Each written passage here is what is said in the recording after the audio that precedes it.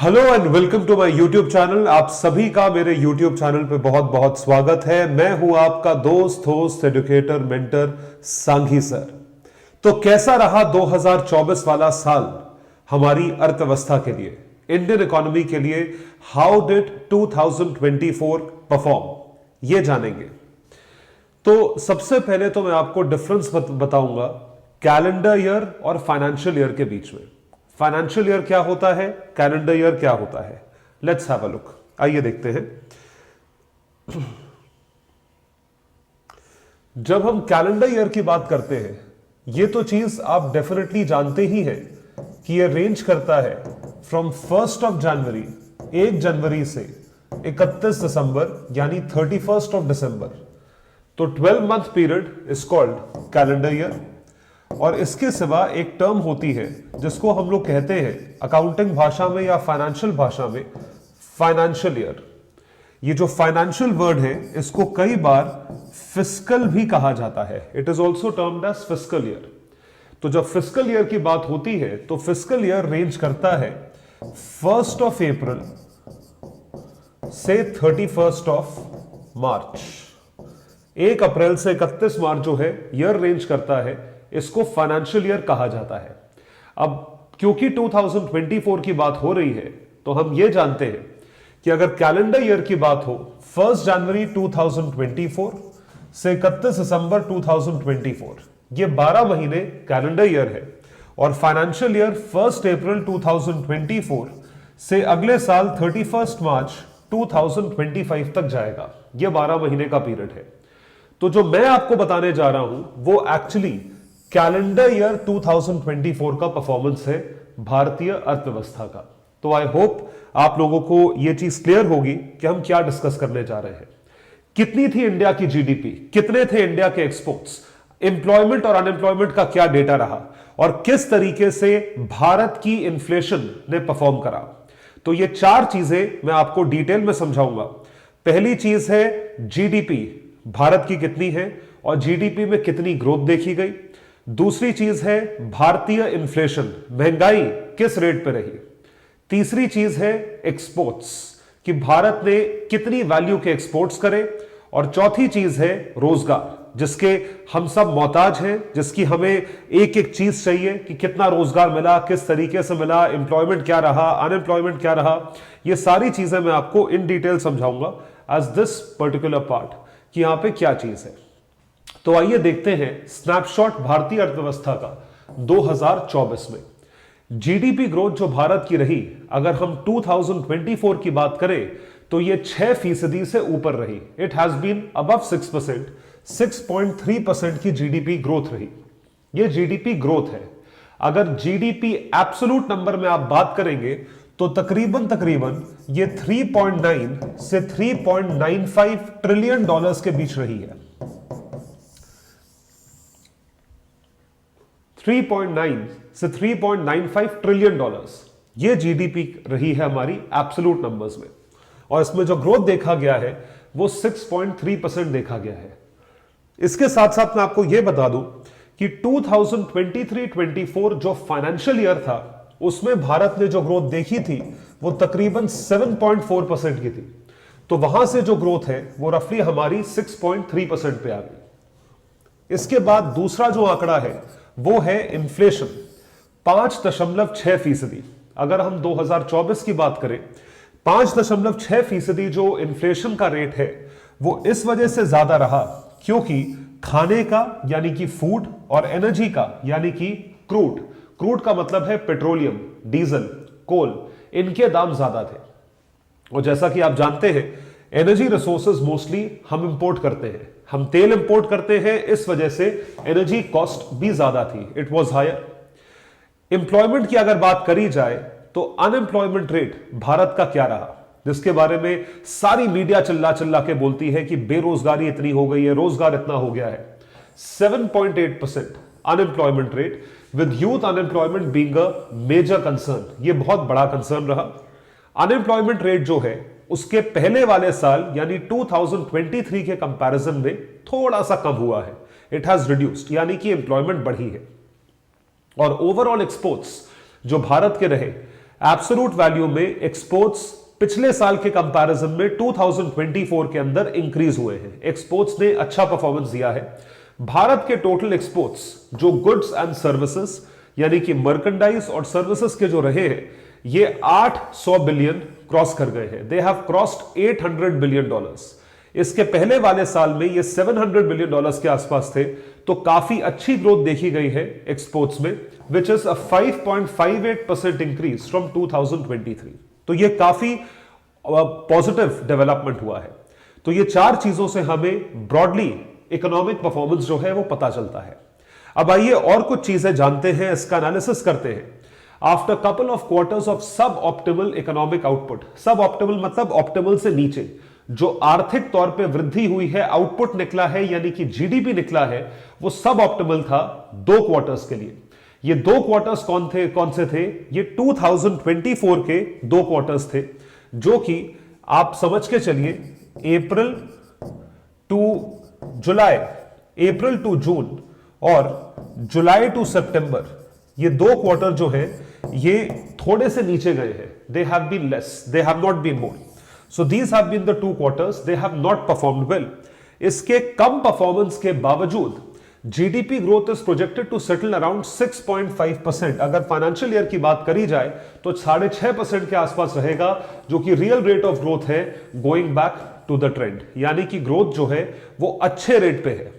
मैं आपको यह बता दूं कि ग्रोथ की जो आप अपटिक देखते हो या जो आंकड़ा देखते हो, यह आंकड़ा हमें सिर्फ और सिर्फ अपनी कंट्री के कंपैरिजन में नहीं देखना है, हमें सिर्फ प्रीवियस ईयर के कंपैरिजन में नहीं देखना है, हमें और देशों के कंपैरिजन में देखना है। तो बाकी सारे देश इस वक्त 5% से कम पे ग्रो कर रहे हैं, जहां पे भारत तकरीबन 6.5% पे ग्रो कर रहा है। यह भारत की जीत है। Lower investment growth was largely due to public investments. ये बात हो रही है कि अब सब ऑप्टिमल इकोनॉमिक आउटपुट क्यों था? इकोनॉमिक आउटपुट जो है वो डायरेक्ट कोरिलेशन है इन्वेस्टमेंट का। जितना आप इन्वेस्टमेंट मतलब जितना चीनी डालोगे उतना मीठा होगा, तो जितना इन्वेस्टमेंट करोगे उतना आउटपुट निकलेगा। Coming down, but the surge in order to backlog for capital goods companies suggest investment activity is likely to grow going forward. Investment जो है वो बढ़ेगी। इसी के साथ मैं आपको यह बात बता दूं कि जो सब ऑप्टिमल आउटपुट रहा, उस वजह से गोल्ड लोन्स में काफी डिफॉल्ट हुए। मतलब जिन लोगों ने सोना गिरवी रख के लोन लिया हुआ था, वो लोग अभी तक रीपे नहीं कर पाए हैं, करेंगे आगे चल के, इंटरेस्ट के साथ करेंगे। और लोगों ने सोना गिरवी रख के लोन लिया है। गोल्ड एक ऐसी चीज है जिसको कोलैटरल रख के लोन लिया जा सकता है। 30% jump in gold loan NPS, मतलब गोल्ड के अगेंस्ट इन्होंने लोन लिया था, वहां पे एनपीएस में बढ़ोतरी है, और वो भी छोटी मोटी नहीं, 30% से ज्यादा है अगर पिछले साल के कंपैरिजन में देखा जाए। ये काफी बड़ा जंप है। This is not a good sign for the economy. April से जून में तो स्लोइंग इकोनॉमी, डेट्स की इकोनॉमी जो है वो स्लो हो गई है। तो अगर एनपीए की बात करी जाए, एनपीए भी एक बहुत इंपॉर्टेंट आंकड़ा है, non performing asset. Non performing asset की यदि मैं बात करूं तो नॉन परफॉर्मिंग एसेट कैसा रहा और बैंकों के एनपीएस क्या बढ़े या कम हुए? सो जो बैंक्स हैं उनके एसेट क्वालिटी इंक्रीज हुई, यानी कि उनके एनपीएस जो है वो कम रहे होंगे, with their gross NPA ratio declining to a 12-year low of 2.6% in September 2024। तो सितंबर के महीने में लोएस्ट एनपीए रहा है, जो कि एक अच्छा साइन है, यानी कि बैंक्स की रिकवरी बेटर हुई है। As per the macro stress, banks GNPA में राइज टू 3% in March 2026, मतलब आने वाले 1.5 साल में बढ़ेगा। देखिए, यह हमेशा होगा जब भी आप ज्यादा पैसा इन्वेस्ट करोगे तो इन्वेस्टमेंट होती है लोन के पैसों से, और अगर लोन लेते हो, जितना ज्यादा लोन लिया जाएगा उतना ही ज्यादा डिफॉल्ट का रिस्क होगा। इन एडवर्स सिनेरियो जीएनपीएस में फर्दर इंक्रीज टू 5 और 5.3%, यह बढ़ेगा आगे चल के, इस बारे में भी यहां पर डेटा दिया हुआ है।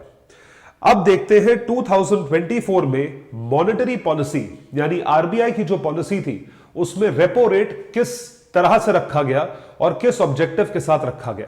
शायद आप ये बात जानते होंगे, शक्तिकांत दास जो कि आरबीआई के एक्स गवर्नर थे, अब तो चेंज हो गए हैं, उन्होंने रेपो रेट में ज्यादा चेंजेस नहीं करे थे पिछले ऑलमोस्ट 1.5 साल के मॉनेटरी पॉलिसी रिव्यू में।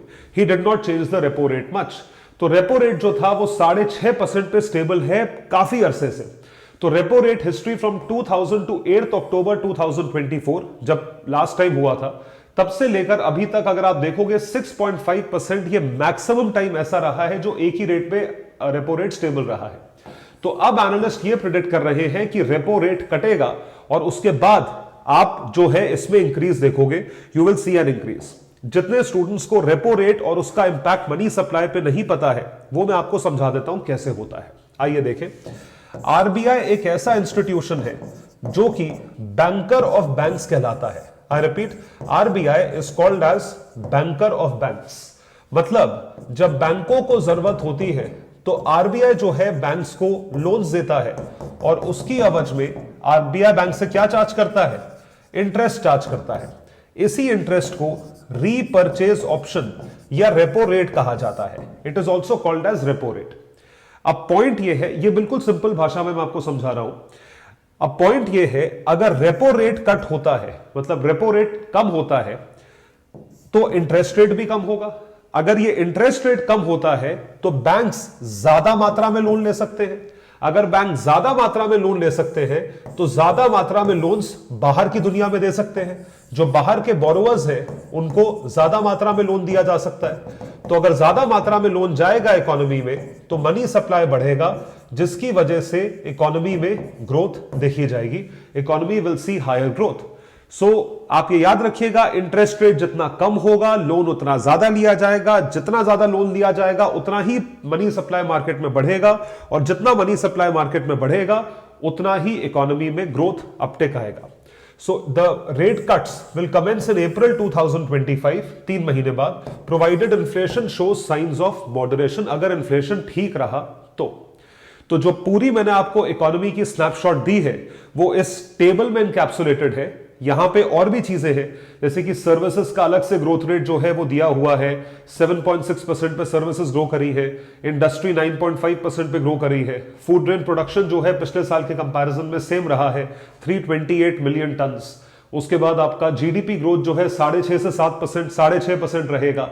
फिस्कल डेफिसिट 5.6% हो जाएगा, ये काफी बड़ा अचीवमेंट है, 5.6% रहा। फॉरेक्स रिजर्व्स जो है 646 बिलियन जो है वो पिछले साल रहे, अभी तो कम हो रहे हैं। फॉरेन ट्रेड जो है वो बढ़ा है, इंपोर्ट भी बढ़े हैं, एक्सपोर्ट भी बढ़े हैं। तो ये सारी चीजें हैं। All of these things have been done. इसके साथ मैं आपको यह बात बता दूं कि फिस्कल डेफिसिट का परफॉर्मेंस जो था वो किस तरीके से रहा है पिछले कंपैरिजन में, और फिस्कल डेफिसिट का परफॉर्मेंस भारत का हम अंतरराष्ट्रीय स्तर पे भी कंपेयर करेंगे। आइए देखते हैं। सो 2022-23 जो पिछला साल था, last year for which actual numbers are available, centre का fiscal deficit amounted to 41% of its total expenditure. जो टोटल एक्सपेंडिचर है उसका 40% तकरीबन फिस्कल डेफिसिट था। जिन लोगों को नहीं पता है, फिस्कल डेफिसिट का मतलब होता है भारत के टोटल खर्चे, total expenses exceeding total receipts. जितनी गवर्नमेंट ऑफ इंडिया को रिसीट्स हुई है उससे कितना ज्यादा एक्सपेंडिचर है। इन रिसीट्स में से हम लोन्स को हटा देते हैं। Loans are not considered a part of these receipts. जिन स्टूडेंट्स को नहीं पता है उनको भी मैं बता देता हूं कि रिसीट्स में लोन्स हमेशा आते हैं। लोन्स, आप शायद सोचो कि भाई लोन कमाई थोड़ी होती है, लेकिन जब हम भारत की अर्थव्यवस्था को देखते हुए नेशनल लेवल पर रसीदें लगाते हैं तो लोन भी रिसीट का पार्ट होता है। तो total expenditure exceeds total receipts, ये जो चीज है ये लोन्स के तौर पे यहां पर आई है और इसको हम यहां पे इंक्लूड करते हैं। लोन्स को हटा दिया और जितना एक्सपेंसेस रिसीट से ज्यादा है इसको फिस्कल डेफिसिट कहा जाता है। तो अब आप देख सकते हैं फिस्कल डेफिसिट में when we look at this, so fiscal deficit as a percentage of GDP, अगर भारत की अर्थव्यवस्था के दौरान देखा जाए तो फिस्कल डेफिसिट जो है कोविड वाले साल में मैक्सिमम हो गया था, 9% पे पहुंच गया था, आप देख सकते हैं।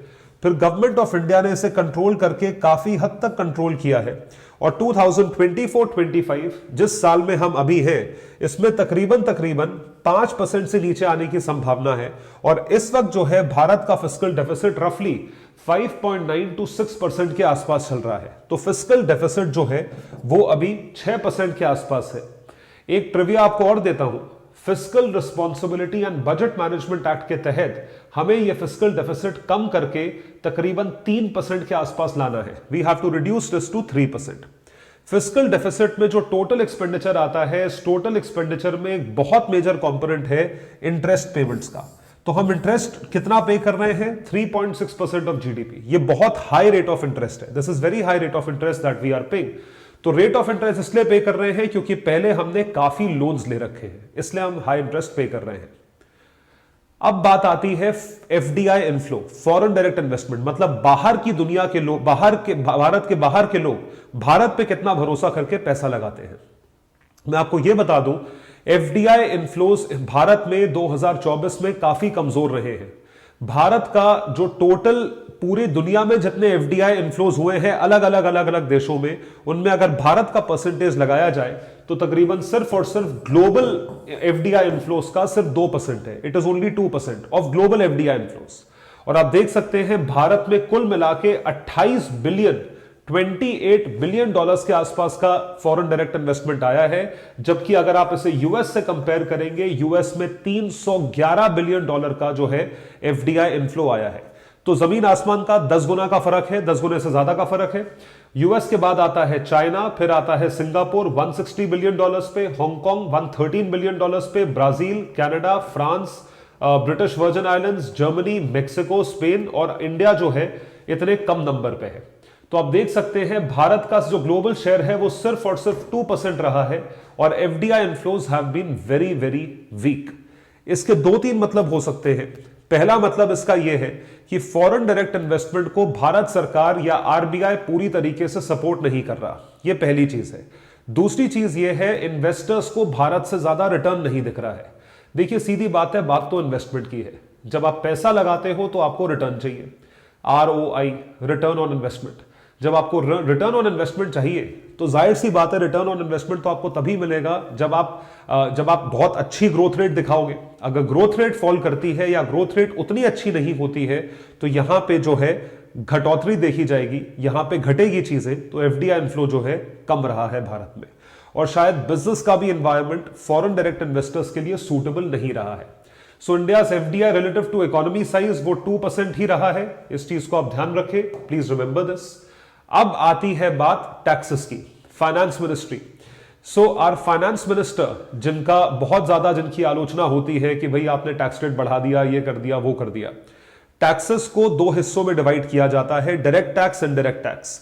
आप ये ध्यान रखें, डायरेक्ट टैक्स का कलेक्शन इनडायरेक्ट टैक्स से ज्यादा है, या ऐसा कहा जाए कि जो टोटल टैक्स कलेक्शन है, अगर ये सर्कल टोटल टैक्स है, भारत का टोटल टैक्स है, तो टोटल टैक्स में मेजॉरिटी जो है वो डायरेक्ट टैक्स से आता है और उससे कम आता है इनडायरेक्ट टैक्स से, यानी कि जीएसटी से। तो टैक्स कलेक्शन में क्या कोई इंक्रीज देखा गया है, उछाल देखा गया है? तो देखिए आप, रेड जो है वो इनकम टैक्स है, ग्रीन जो है वो कॉर्पोरेट टैक्स है, दोनों ही डायरेक्ट टैक्सेस है। तो इनकम टैक्स से जो कलेक्शन है वो 11,56,000 करोड़ का है, 11,56,000 करोड़, और जो कॉर्पोरेट टैक्स है वो 10,42,000 करोड़ का है। तो उसका जो टोटल देखा जाता है वो तकरीबन 23 लाख करोड़, 23 लाख करोड़ का पूरा कलेक्शन जो है वो डायरेक्ट टैक्स से आता है, और इनडायरेक्ट टैक्स का कलेक्शन इससे कम है, it is lesser than that. So this is something that we are estimating for the forthcoming year. अब इससे एक इंपॉर्टेंट और इंटरेस्टिंग ट्रिविया बताता हूं। 6.68% of India's population filed ITR in financial year 2024, यानी 2023-2024 ये वाला जो फाइनेंशियल ईयर गया है इसमें तकरीबन 6.68%, अब 6% आप भारत की जनसंख्या का लगा लीजिए कितना होता है, 6.5% के आसपास लोगों ने अपनी आईटीआर या इनकम टैक्स रिटर्न, या ऐसा कहा जाए अपनी जो इनकम है उसे टैक्स अथॉरिटीज के सामने डिस्क्लोज करा है। इतने बड़े देश में सिर्फ 6.68% लोग जो है आईटीआर फाइल करते हैं। The Parliament the Minister of State for Finance said there was an increase in filings with over 80 million income tax returns filed in financial year 24. ये चीज हुई है अप फ्रॉम 74 मिलियन। पिछले साल के कंपैरिजन में एक उछाल देखा गया है इसमें, जो कि काफी अच्छी बात है। लेकिन अभी भी बहुत बड़ा तबका ऐसा है जो टैक्सेशन डिपार्टमेंट की नजरों से बाहर है, या ऐसा कहा जाए जैसे इग्नोर करा हुआ है टैक्सेशन डिपार्टमेंट ने। अब जैसा मैंने आपको शुरुआत में बताया था, सब ऑप्टिमल ग्रोथ देखी गई थी 2 क्वार्टर्स में। तो अगर हम सेकंड क्वार्टर की बात करें तो GDP growth for June to September, या ऐसा कहा जाए ये जुलाई टू सितंबर क्वार्टर है of FY25 was weaker than expected at 5.4%। जो एक्सपेक्टेड था उससे कम हुआ है। ऐसा क्यों हुआ है, वाई हैज इट हैपेंड, तो उसके पीछे क्या क्या चैलेंजेस है। अब देखिए सारी की सारी बात आती है कि आप कितनी डिमांड को रिवाइव कर पाए हो। पैंडेमिक में जैसा आप जानते हैं 2020 2021 अप टिल 2022 मार्च, ये 2 साल 2.5 साल भारत की अर्थव्यवस्था, इनफैक्ट पूरी दुनिया की अर्थव्यवस्था के लिए बहुत नेगेटिव रहे हैं। पैंडेमिक के बाद की रिकवरी उस लेवल पे नहीं हो पाई जो प्री पैंडेमिक के लेवल की थी। तो post pandemic weakness in the public sector यानी सरकारी companies and household balance sheets, अब लोगों की शायद स्पेंडिंग पावर उतनी नहीं है, जिस वजह से हमारी ग्रोथ नहीं हो रही है। ग्रोथ जो ये आ रहा है, इस ग्रोथ का मतलब है इंक्रीज इन नेशनल इनकम। जब नेशनल इनकम के इंक्रीज की बात होती है तो इसका मतलब यह है जब पूरी कंट्री इनकम कमा रही हो।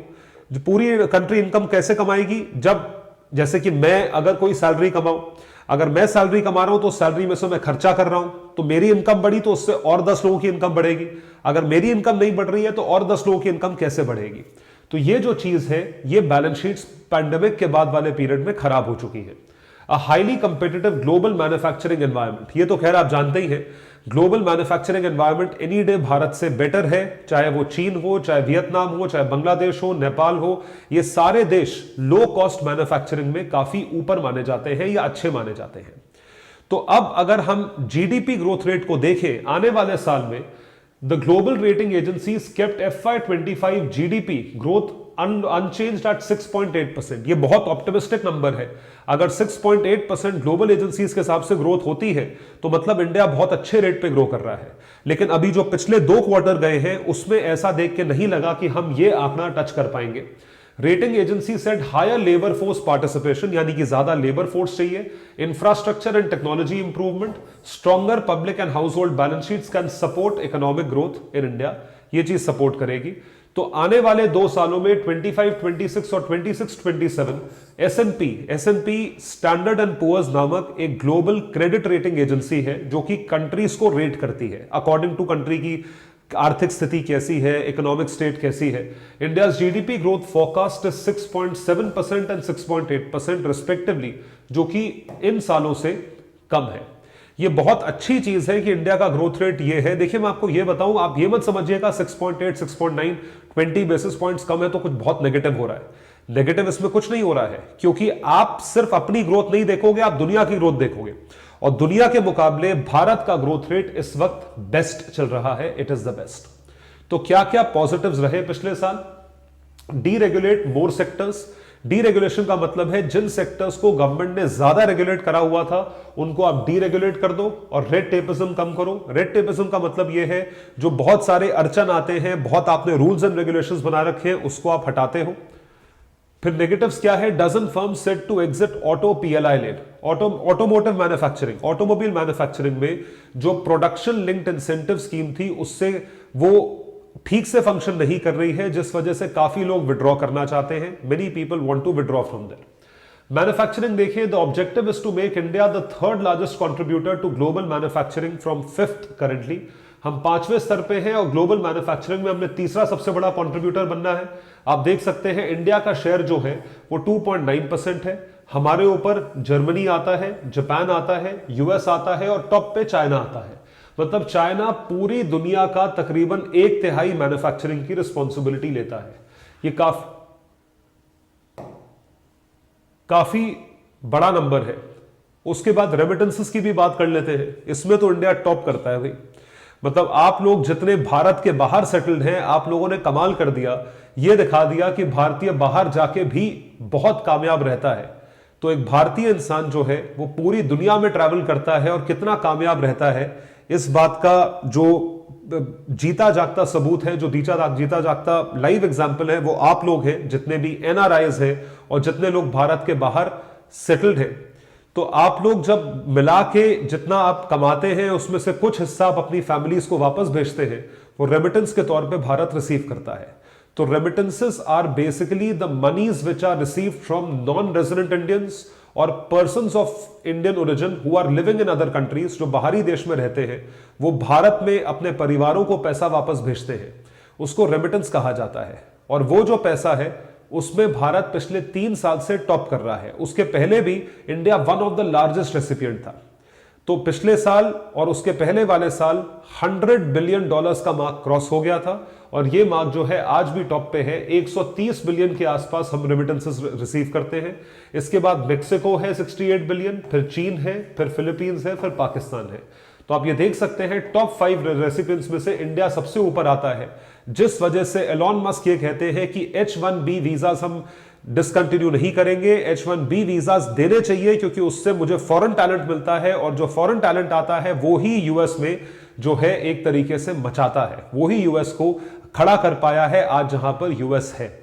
US is a land of opportunities और दूसरी तरफ यूएस वीजास के थ्रू पूरे टैलेंट पूल को अट्रैक्ट करता है।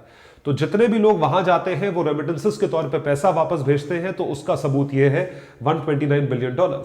आपको इसी के साथ साथ ये भी बता दिया जाए, आज की डेट में भारत से बड़ा लैंड ऑफ अपॉर्चुनिटीज कोई नहीं है। भारत लैंड ऑफ अपॉर्चुनिटीज है, तभी सब लोग जो हैं वो वापस भारत आना चाहते हैं और बहुत सारी कंट्रीज इंडिया के साथ ही बिजनेस करना चाहती हैं। So India is the top recipient of remittances this year. ये चीज वर्ल्ड बैंक ने बोला है और ये लास्ट ईयर भी था। तो ये था हमारा परफॉर्मेंस 2024 का, 2024 का। इसी बेसिस पे मैं अपने 5 टॉप प्रेडिक्शंस देना चाहूंगा 2025 के लिए, कैलेंडर ईयर 2025 के लिए। तो स्टे ट्यून्ड, अगला वीडियो हमारा 2025 की प्रेडिक्शंस के बारे में रहेगा। चैनल को इसी वक्त सब्सक्राइब करें और अगर ये वीडियो हेल्पफुल लगा तो अपने प्लीज इसको शेयर करें, सब्सक्राइब करें और जरूर कमेंट करके बताएं कि आप और किन चीजों पे वीडियोस देखना चाहते हैं। Thank you so much everyone. Bye. Take care and all the best.